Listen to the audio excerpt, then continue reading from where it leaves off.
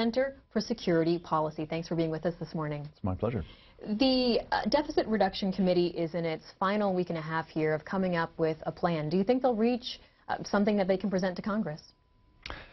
I'll tell you, it beats the dickens out of me, and as far as I can tell, just about everybody else is having a hard time getting a straight beat on this. It sounds as though they may pick up one or two Republicans for something that will look a lot like revenue enhancement, another name for tax increases, which might give them what they need to get a deal. On the other hand, I'm also hearing from people on the committee or close to it that it's just not coming together.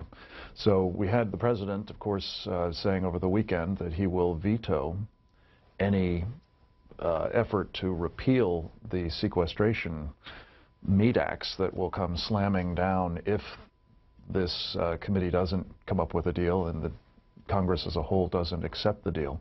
So obviously the stakes are very high, and I think at the moment it's just too soon to tell whether there's something that's going to gel out of all of this or whether it will in fact prove to be what I think will be a real train wreck if they go the so-called sequestration route.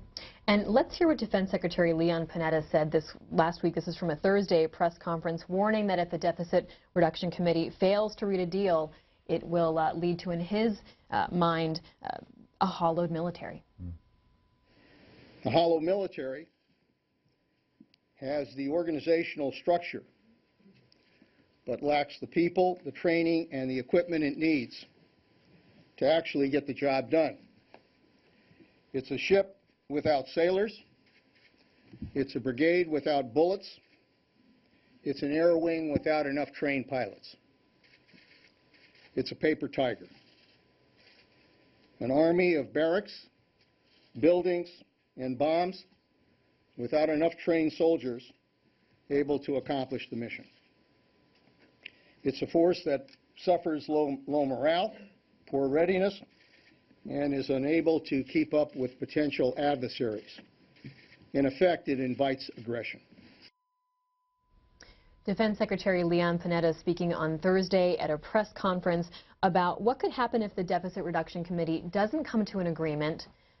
Automatic cuts go into place, and he's talking about what those cuts could lead to. Frank Gaffney, give us your impression of what the Defense Secretary was saying. I think he's right with one small caveat, and that is I think he's understating the magnitude of the danger.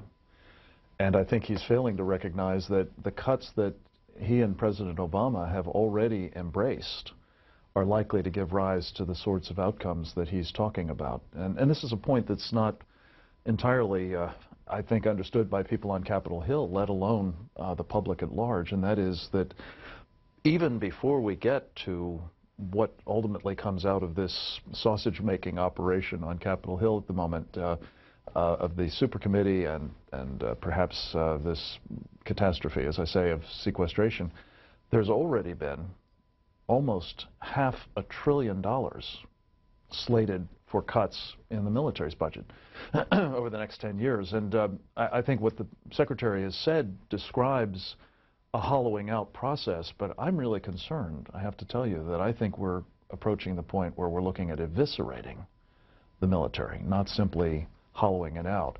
And the point that he really, I think, concluded with, which is the one that I think we better all be thinking about, is this isn't simply happening in a vacuum. The hollowing out or eviscerating of the military, as I say, is happening against a backdrop of a world that is becoming, I believe, vastly more dangerous by the day. Indeed, I think that there's a very high probability that before the next election, we'll see a major regional war breaking out in the Middle East, the next war for the survival of the State of Israel, I think. And if we are in fact inviting aggression, as the Secretary said, by taking steps that make us appear to be a paper tiger, or at least unable to defend our interests and protect our allies, that does make this dynamic that is already in evidence, I think, in particular in the Middle East and in various other places around the world, vastly more dangerous. Looking at national journals reporting on this, a story says that the defense secretary on Thursday used arguably the strongest rhetorical weapon in his arsenal. Mandatory defense cuts, he warned, would weaken the armed forces to the point that enemies would be emboldened to attack the United States. Let's look at spending on the military. $708 billion, $200 billion of that goes to readiness, training, and military bases, $159 billion to the wars in Iraq and Afghanistan, another $139 billion goes towards military pay, and $51 billion to health care. Now, with the wars, the wars in Iraq and Afghanistan changing, the war in Iraq essentially winding down and presence being limited in Afghanistan, is there room to make some big cuts in a way that wouldn't be resulting in a sort of paper tiger? Well, we're going to find out, because we're taking, as I say, $500 billion out of defense spending over the next 10 years. And the thing that's troubling to me about that is not only that I believe it assumes that when we withdraw from Iraq and Afghanistan, that that's kind of the end of it, that there won't actually be further problems from either of those places, or their littorals. And I think that's, well, foolish and probably reckless, because the trouble is the adversaries that we've been confronting in those places are going to see the vacuums of power that we're creating by our withdrawal as an open season, I think, on us perhaps, and on certainly our interests.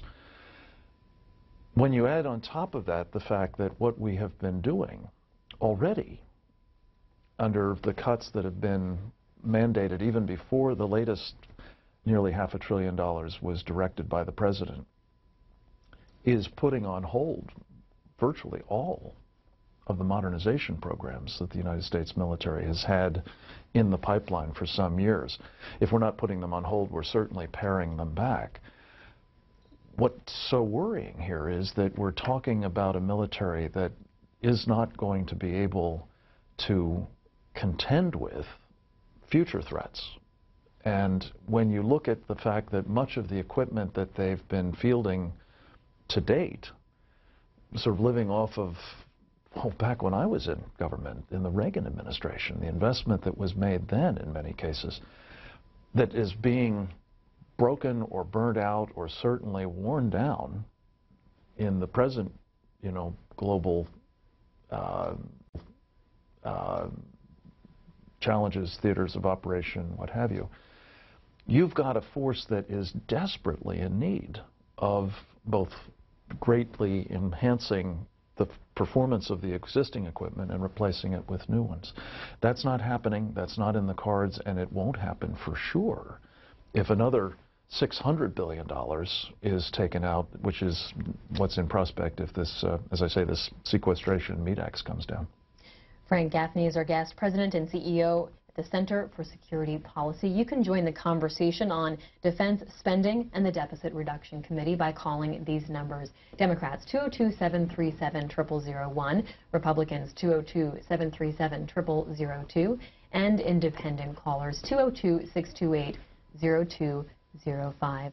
Let's hear from Elena, Republican in Raleigh, North Carolina. Good morning. Good morning. I thank you so much for allowing me and accepting this phone call. Thank you for calling. Go right ahead.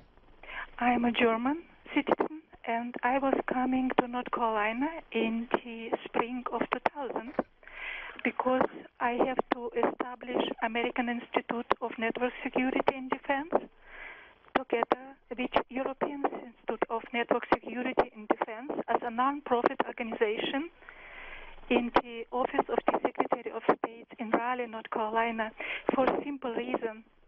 The name of my sister, younger sister, is T.S. Romanova, and the Deficit Reduction Committee has also the proposal of asking how to address deficit. It's very... I'm having a little bit of trouble understanding you, but you're talking about how to address the deficit? I think we'll leave it there. Did you get a sense of her question? I'm sorry to say I really didn't. Obviously she's a German national who has migrated here to work on these sorts of issues, and sorry, I don't know more about what she's doing. Yeah, it's unfortunate the phone connection was poor. But let's talk about this idea of reducing the deficit. Have you weighed in and given your input to members of Congress and others, members of the Deficit Reduction Committee, perhaps, about ways that they could cut spending in defense so as to avoid not coming up with some sort of cutting plan? Well, honestly, I don't think that it is advisable to be taking still further cuts out of defense. In that, I have been joined, at least as far as I can tell, by President Obama and Leon Panetta and the Joint Chiefs of Staff, and I think the military more generally, because they're still trying to figure out how they're going to take safely, responsibly, the $500 billion that's now been slated. My purpose has been basically to urge the super committee, the Congress more generally, not to take more out, not to figure out other ways to do it. There are plenty of people in Washington who have got great ideas, but I haven't yet found one, Libby, that doesn't mean we're leaving parts of the world uncovered without a military presence, an ability to project power. In some cases, allies abandoned outright, all of which I think simply makes the world more dangerous. And my beef, I guess, having worked on these issues for 35 years or so, and watching sort of history play out for longer than that, is these things almost always turn out to be penny stupid and pound insane.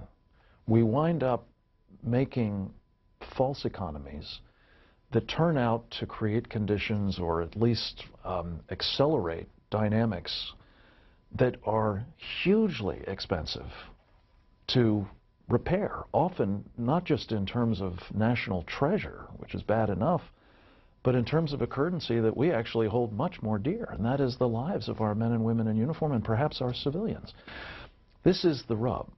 If you wind up doing what we do, a kind of bust and boom approach to national security, well, there isn't a business in the country that would operate that way, and yet we think that that's the right way to operate the most important business of the country, certainly the first responsibility of our government, which is to provide for the common defense. And if it does translate into loss of life, as well as treasure and property and so on, it's very much a false economy. Rick joins us from Cape Cod, Massachusetts, Independent Line. Welcome. Yes, good morning, C-SPAN, and thank you for taking my call. Good morning. In a lot of areas, I do agree with your guest. I think about the only area that we would be reasonable in cutting defense spending is requiring our allies to put their pound of flesh into the game. We do a lot of defending of our quote-unquote allies, and they provide not anywhere near as much of their own defense as they should. On the other hand, also I agree, I don't believe this administration has any interest in a strong military. Look at the way that he's kowtowing to the Chinese, kowtowing to the Saudis, kowtowing to the Palestinians, and in reality, the Iranians.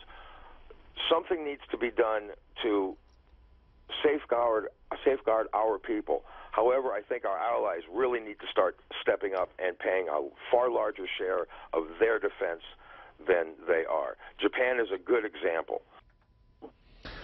Good points, I think, on both counts. What we find is that most of our allies are simply not pulling their load. What they have done, which I think has been helpful to us, is pay, in many cases, virtually all of the freight for our deploying and maintaining our forces on their territory. And there are some who say, well, that's one way we could make economies, is let's just bring our troops home from South Korea or Japan or Germany.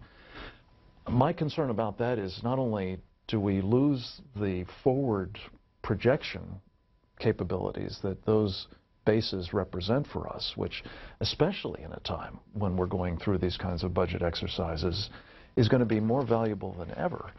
But we're also, I'm afraid, going to find that it costs us a lot of money to bring those troops home. And unless we're simply going to disband them, you have to build facilities to house them, bases, airfields, shipyards, and the like, ports. This is not, I think, again, the sort of thing that will leave us stronger.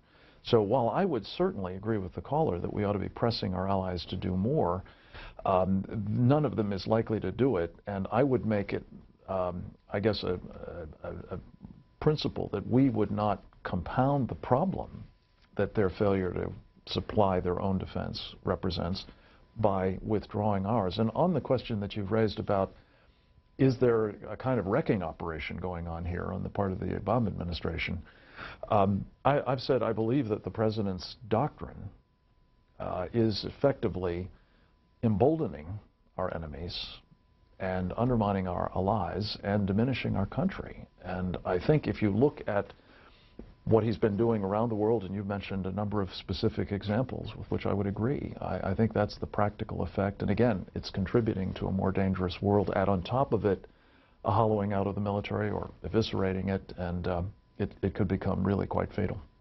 Let's go to Sandy City, Utah. Elaine, Democrats line. Hi there. Hi. First of all, before we get started, I want to say, first of all, I'm an American. That's the first thing I want to say. And I am really ticked off at this president. And the reason why I want to say that is this. When you send out American troops to war, I don't care what country it is, I don't care about politics, we are supposed to look out for them. And when they come back, we're supposed to look out for them. And we have done so much damage to the military, and when it comes to defense. We give them everything they need. We give them all the might that they need. If we pick a fight with a country, they pick up with us.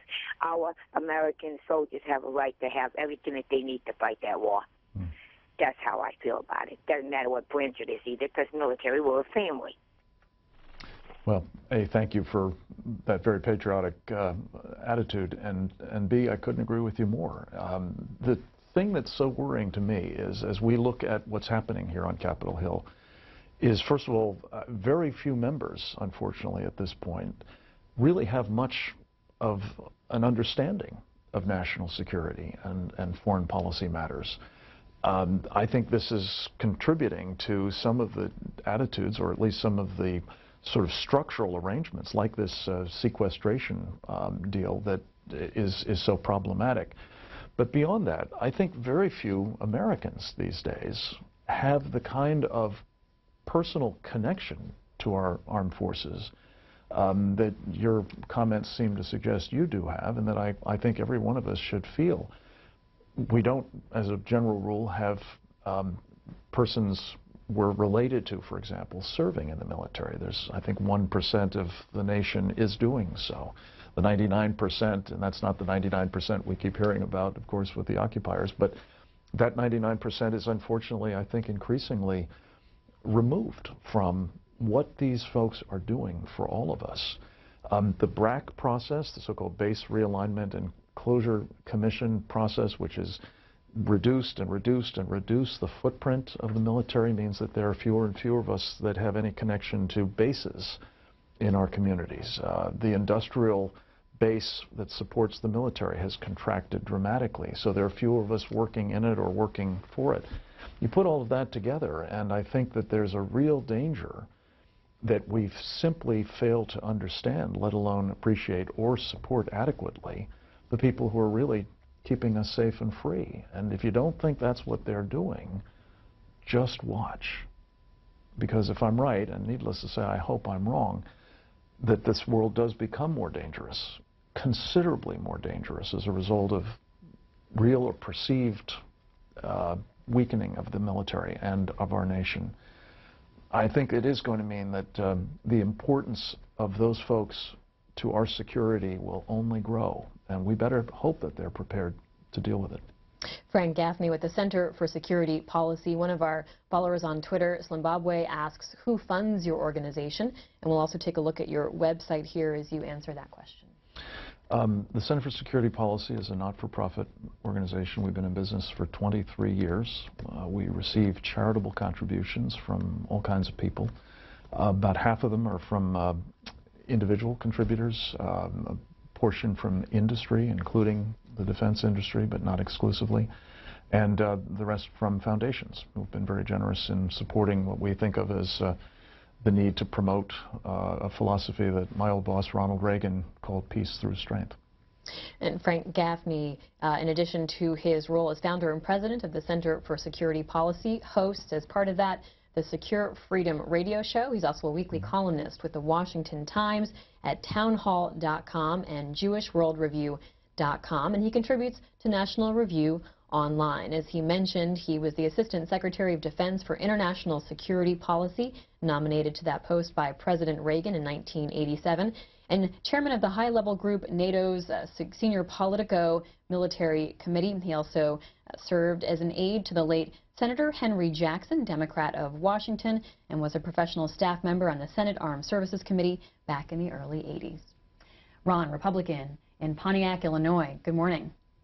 Good morning. Mr. Gaffney, it's always a pleasure to hear what you have to say. I was with Kofi in 2007 in D.C. when you were talking to us about hybrid cars. I have a question about the F-22 program. As I understand it, that's been being defunded by the Obama administration, and at present, apparently, the Chinese have developed a knockoff of the F-22 and is going to make sales available to Pakistan. Exactly how good is their version of the F-22 and their stealth technology? Well, let me first of all say Christians United for Israel, CUFI as you call it, is a terrific organization. It's a privilege to visit with them during their annual conventions here in Washington about energy security, which is a topic perhaps we can address at some point or on another occasion, and many other matters as they're doing very important work here. On this question of the F-22, this was one of the examples that I was referring to earlier in which the Obama administration has been, even before the next rounds of cuts go into effect, been systematically taking down the modernization programs on which I believe the future of the United States military and arguably our security as a country will depend. The F-22 is by far the best stealth fifth-generation fighter in the world today. I don't think there's another country on the planet that had the capacity to make that aircraft that would voluntarily truncate its production run at a fraction of what had been projected as needed. We've done so in part on the basis that the administration thought the F-35, another relatively smaller, relatively less capable, but also fifth-generation stealth fighter would pick up the slack. And unfortunately, as is so often the case, that bird in the hand was real, and the bird in the bush continues to have problems and to be dragged out and to be, unfortunately, not as available or as capable, needless to say, as the F-22. As to the Chinese, I think we're some ways away from really knowing how capable their own fifth-generation fighter is. They apparently have incorporated stealth technology in it. It is unclear whether it's got the super cruise capability that the F-22 has, but it's certainly evidence that it was a serious miscalculation, as is often the case in these things, when the Secretary of Defense, Robert Gates at the time, said, we'll be able to rely on the few F-22s we have and then the F-35s to maintain our air superiority for the foreseeable future. I think whether they sell them to Pakistan or whether they simply populate their own air forces, we will see in due course from China and, by the way, from Russia, aircraft that are more capable than the ones we have in our inventory in substantial numbers, again, many of which came into being in the Reagan years, now quite antique. My point is, again, basically this.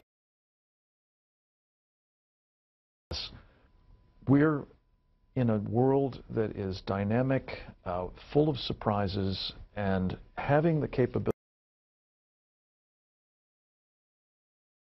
to assure something that we have enjoyed basically in every war since World War II, namely complete control of the air, means control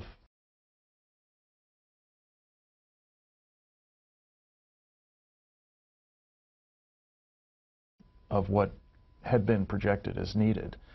We've done so in part on the basis that the administration thought the F-35, another relatively smaller, relatively less capable, but also fifth-generation stealth fighter, would pick up the slack. And unfortunately, as is so often the case, that bird in the hand was real, and the bird in the bush continues to have problems and to be dragged out and to be, unfortunately, not as available or as capable, needless to say, as the F-22. As to the Chinese, I think we're some ways away from really knowing how capable their own fifth-generation fighter is. They apparently have incorporated stealth technology in it.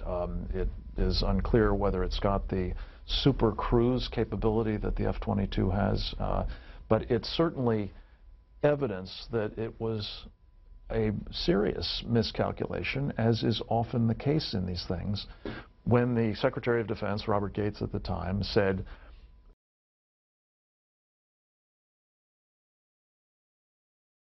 we'll be able to rely on the few F-22s we have and then the F-35s to maintain our air superiority for the foreseeable future. I think whether they sell them to Pakistan or whether they simply populate their own air forces, we will see in due course from China and, by the way, from Russia, aircraft that are more capable than the ones we have in our inventory in substantial numbers, again, many of which came into being in the Reagan years, now quite antique. My point is, again, basically this.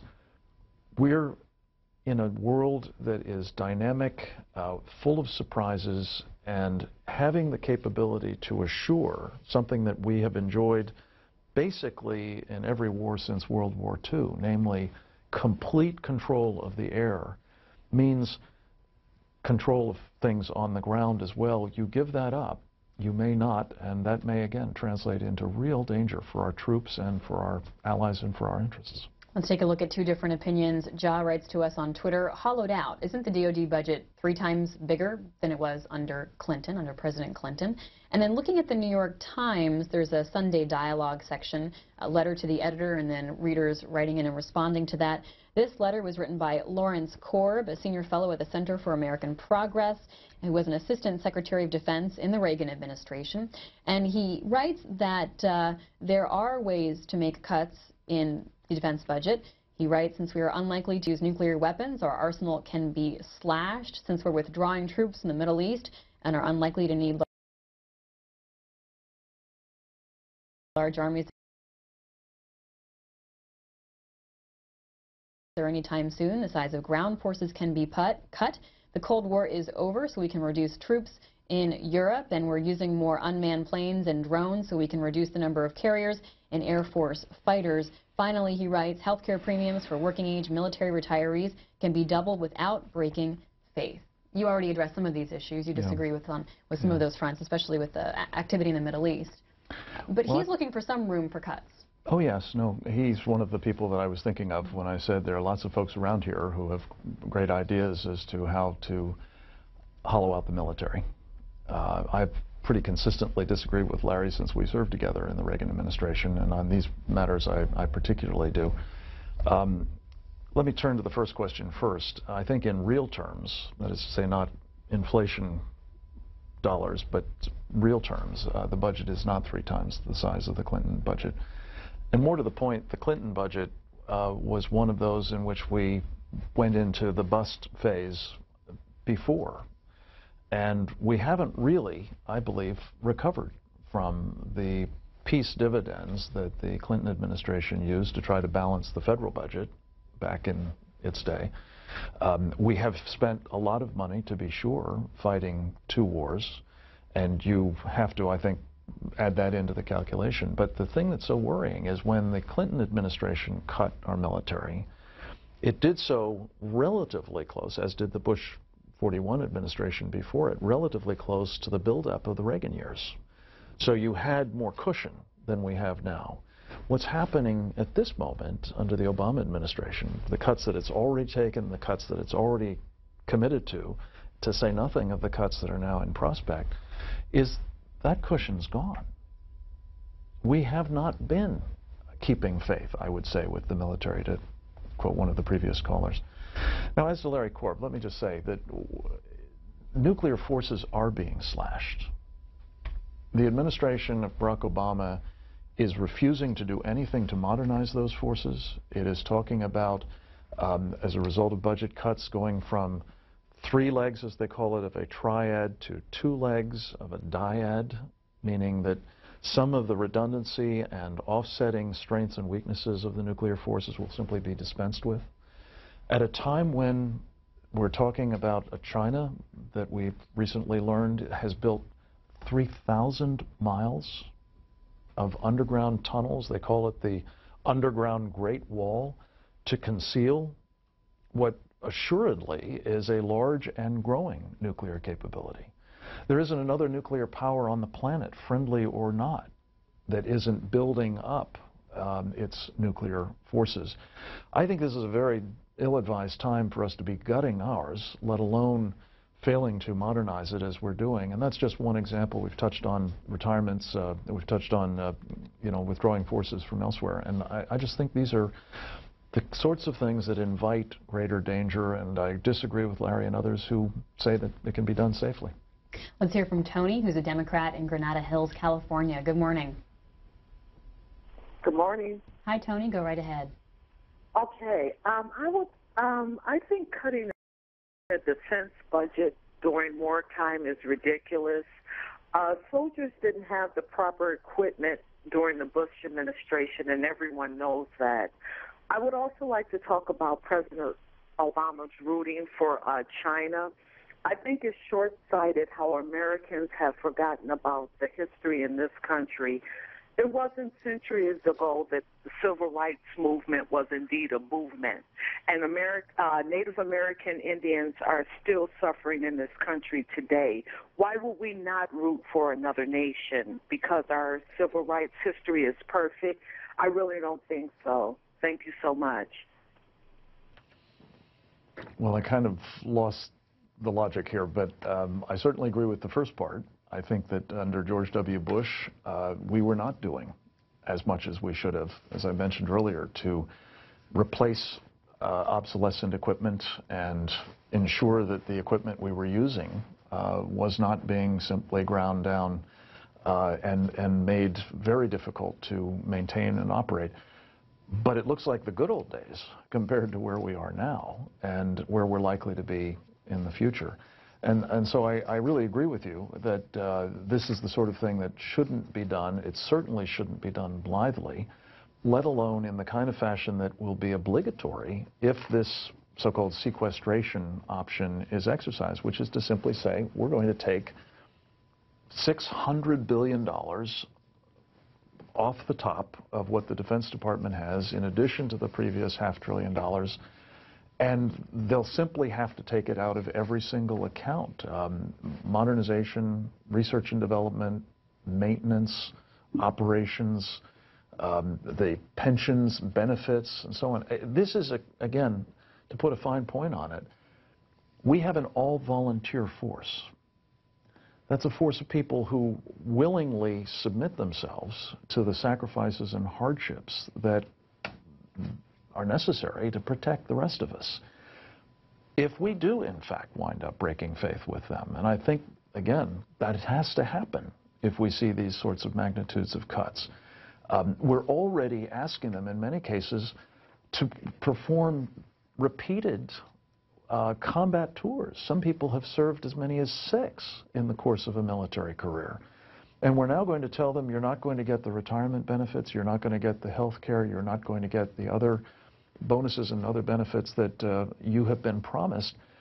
I think it's a way of breaking the military. You add on top of it some of the cultural stuff that's being done lately, the imposition of homosexuals on the military, and it simply just aggravates further an already problematic situation. And I just think we will rue the day as a people if, God forbid, one or more of these wars eventuate and we are ill-prepared to protect ourselves in them, to say nothing of deterring them in the first place, which is obviously far preferable. Frank Gaffney with the Center for Security Policy. We're talking about the Deficit Reduction Committee and the work it's doing, and what will happen if it doesn't come up with a plan that it can pitch to Congress. Let's look at some of the details, though, of what the Joint Deficit Reduction Committee faces in front of it. It needs to find $1.2 trillion in spending cuts or revenues. It has to take a vote by November 23rd and then advance that to the whole Congress. Congress must vote by December 23rd, and if there's no agreement reached, $1.2 trillion in automatic cuts split between defense and domestic spending. There was some speculation that defense cuts could be exempted from the sequestration, from the across-the-board cuts. Some members of Congress behind the scenes were talking about that as an option. However, in roll call just a few days ago, reporter Meredith Shiner had this story. Defense cuts will likely stay in place if the super committee fails, despite the rise in calls to reverse deep defense cuts that will be triggered if the super committee fails to reach a deficit-cutting agreement. The actual chance of rolling them back is slim, according to a wide range of sources across Capitol Hill. Are you hearing there's any potential to exempt, to take out defense cuts from sequestration? I think there's certainly the potential. I see a lot of members, including some on the super committee itself, who have an appreciation that this is truly a catastrophic kind of approach. That does not necessarily mean that there will be legislation adopted. The president, and that's what would be required, of course, is you'd have to amend or repeal the existing bill to make those changes. But what the president has said, as I understand it as recently as yesterday, is he will not support any such relief. And so, though he has said before, as has his Secretary of Defense, that we've done the cuts that we can afford to take in defense, we're not going to take any more, he seems to be saying he will, in fact, insist that there be another $600 billion taken out of defense. Could that just be a bargaining chip, though? Because having defense on the table, having other areas, the threat of sequestration, the threat of cuts on the table can inspire, in theory, the Deficit Reduction Committee to come up with a plan, Congress to vote on it. If you start exempting things now, where's the incentive to come up with an agreement? No, look, people in Washington have on occasion, as you may have noticed here at C-SPAN, said things that aren't true, or that they don't mean, or that they're just doing for sort of political posturing. The problem is, there's no question that there are substantial numbers of members on Capitol Hill on both sides of the aisle, and I think even to some extent in both parties, which horrifies me as a Republican, but that think that actually having defense perform the bill payer function that is envisioned by sequestration is better than some of the other options, whether they're raising revenues or whether they're cutting entitlements. And so even if the president is just posturing at the moment, my guess is that you will have a hard time getting through the Senate under Democratic control the kind of reform or repeal legislation that would be required to spare us this meat axe. Talking about the Deficit Reduction Committee, related to that on Newsmakers this week here on C-SPAN, we'll be hearing from Grover Norquist, president of Americans for Tax Reform. Mr. Norquist talks with reporters about the debate over spending cuts versus tax increases and adjustments in addressing the U.S. debt. Here's Mr. Norquist talking about the Deficit Committee and what he expects from them. The modern Democratic Party has made it very clear they want $1 trillion in tax increases, $1 trillion, they want the spending cuts to be completely phony, and they want $1 trillion in additional spending. Their position is set up to make this fail. There was an effort by the Republicans to think maybe you could do tax reform inside the super committee. There were two of the Democrats who were, one of whom I ran into today on the Hill, who were hopeful that maybe you could do something. Harry Reid, Obama, Pelosi want it to fail. It will fail. But the narrative has changed. The idea that they could blame the Republicans won't work anymore. I'm sorry. If the GOP plan that was offered was the final deal, and lots of Republicans voted for it, that would be a tax increase in your mind. I mean, could you support that deal if it's the one that actually came out? Because it's not written down, because it has all sorts of moving parts, it'd be inappropriate to talk about a hypothetical, but it would, since it's not going to happen, it doesn't keep me up at night. Grover Norquist with with Americans for Tax Reform, president of that organization, talking about his doubts that the Deficit Reduction Committee will come up with a plan. You can see the entire interview with him on Newsmakers today at 10 a.m. Eastern Time and at 6 p.m. on C-SPAN. It's also available online at cspan.org. Our guest is Frank Gaffney, talking about possible defense cuts as the Deficit Reduction Committee works towards its deadline. Let's hear from Mark, Republican in Grand Forks, North Dakota. Hi, Mark. Yeah, good morning. There's no question in my mind that free trade, which was began under Clinton and carried on by Bush and now Obama, is a large contributor to our deficits in our budget, because right now we have a $600 billion annual trade deficit. Half of that is with Communist China. Now Communist China is the largest external holder of our debt and is telling us we need to cut military spending. And on May 5th of this year on C-SPAN 2 and the Senate Foreign Relations Committee, Senator Jim Webb said Communist China is engaged in, quote, transshipments of weapon systems, nuclear technology and material from North Korea to Iran, Congo, Burma, and Burundi. And Senator Bob Menendez said China has, quote, inaugurated a missile plant in Iran and expressed concern about, quote, ballistic, unquote, missile technology transfer from Communist China to Iran. And in Fox News and the Huckabee Report, Prime Minister Benjamin Netanyahu from Israel, this was July 23rd, characterized Iran as a, quote, terrorist nation, unquote, talked about, quote, ballistic missiles that can hit the U.S. and they're not going to be used for delivering medical isotopes. We know what they're there for, unquote. Of course, he was talking about a possible military nuclear strike by Iran on America. And, of course, Iran appears to be a client state of Communist China. Mark, you're bringing up a lot of issues, and Frank Gaffney is nodding his head, so let's get a response from him on what you had to say. Well, let me just, if I may, make a point on the earlier intervention. Grover Norquist is among the Republicans who is urging defense cuts. I completely disagree with this, and it's troubling that, as Frank Wolf pointed out in a speech on the House floor recently, he works with and for Muslim Brotherhood operatives, has done since 1999. And anybody who thinks that it's a good idea to follow his counsel on this, I think ought to be aware that it's maybe in the service of our enemies that he's doing this. On the question of China, it is a serious problem. You're absolutely right, as are the people that you've quoted. The fact that we are not only deeply in debt to them, but as a Senate Armed Services Committee hearing last week pointed out, we are relying upon China to supply military components, some of which are defective, some of which are counterfeit, and all of which may not be available to us when we need them, is another example of the folly of the kind of short-sighted idea that often is described as globalization that has put us in a position where we are not providing the kind of industrial capability that we need to support even our military, let alone our larger economic interests.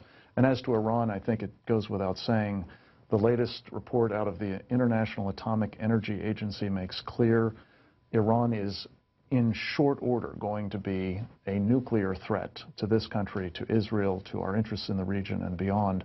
And that will, I believe, as we heard from several of the presidential candidates last night, be a world-changing event and one fraught with peril for all of us. Again, against this backdrop, it is insane for us to be cutting our military. Frank Gaffney, he's joined us this morning to talk about possible defense cuts in the Deficit Reduction Committee's work. He's the president and CEO at the Center for Security Policy. Thanks so much for being with us this morning. My pleasure, Libby. Thank you for having me. Coming up later on Washington Journal, we'll talk about Alzheimer's disease. But first up next, looking at the role of education unions with the president of the NEA. We'll be right back.